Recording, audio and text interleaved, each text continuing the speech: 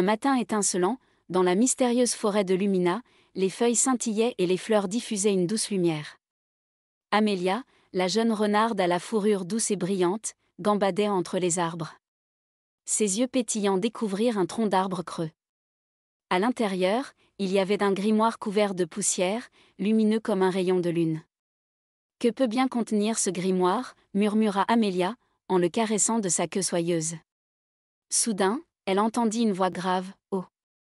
Que as-tu trouvé là, ma chère ?» C'était Bubo le hibou, perché sur une branche avec des lunettes sur le bout du nez. « Approche, regardons cela ensemble. » Ils ouvrirent le grimoire, et des images de plantes magiques dansèrent devant leurs yeux. Ils apprirent qu'au cœur de la forêt se cachait un jardin secret où poussaient des plantes enchantées. « Nous devons trouver ce jardin » s'exclama Amélia.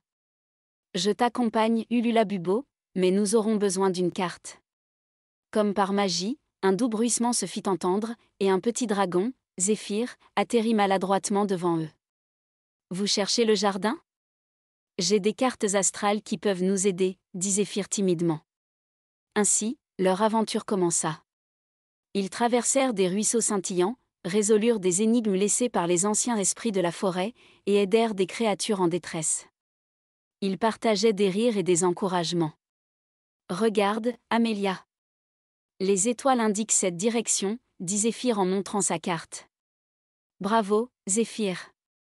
Ta connaissance des étoiles est précieuse, dit Bubo en ajustant ses lunettes. Finalement, ils atteignirent une clairière où des esprits de la forêt apparurent. Pourquoi cherchez-vous notre jardin ? Demanda l'esprit principal. Pour découvrir et protéger sa beauté, répondit Amélia avec un sourire. Satisfaits, les esprits s'effacèrent en leur montrant le chemin. Arrivés dans le jardin, ils furent émerveillés par les couleurs et les parfums. Ils trouvèrent aussi des graines magiques qui poussaient instantanément. Soudain, une petite fée arriva en pleurant, son arbre maison avait été détruit par la foudre. « Ne t'inquiète pas, dit Amélia, une étincelle dans les yeux. » Elle planta une graine magique et une nouvelle maison apparut pour la fée. « Merci, gazouilla la fée. » Les esprits réapparurent, émus par leur bonté. « Nous vous accordons un vœu, dirent-ils. » Après un regard entre eux, Amélia dit, « Nous souhaitons que ce jardin soit un sanctuaire pour tous. » Et si, leur vœu fut exaucé. De retour à la clairière, une fête grandiose était organisée. Des lucioles dansaient en l'air, et des mélodies s'élevaient des arbres. Tous les animaux de la forêt de Lumina étaient présents. Pour votre bravoure et votre cœur tendre, nous vous nommons gardien du jardin magique, annonça l'esprit principal. Les yeux d'Amélia, Bubo et Zéphyr brillèrent de joie. Ils remercièrent les esprits et promirent de veiller sur le jardin. Au fil des jours, les trois amis passèrent beaucoup de temps dans le jardin secret. Ils jouaient de la musique, plantaient des graines magiques et écoutaient les histoires que Bubo lisait dans ses livres. Un jour, lorsqu'ils se reposaient sous un grand chêne, Zéphyr, qui avait toujours été timide, parla de son rêve de voler plus haut que les nuages. « C'est un rêve magnifique, dit Amélia. Et si nous l'aidions à le réaliser, ajouta-t-elle en regardant Bubo. Bubo, avec son immense savoir, eut une idée. Utilisons les graines magiques pour créer des fleurs volantes. Nous pourrions les attacher à Zéphyr. Ils s'activèrent, après de nombreux essais et beaucoup de rires, Zéphyr décolla, porté par des fleurs volantes. Il vola si haut qu'il toucha les nuages.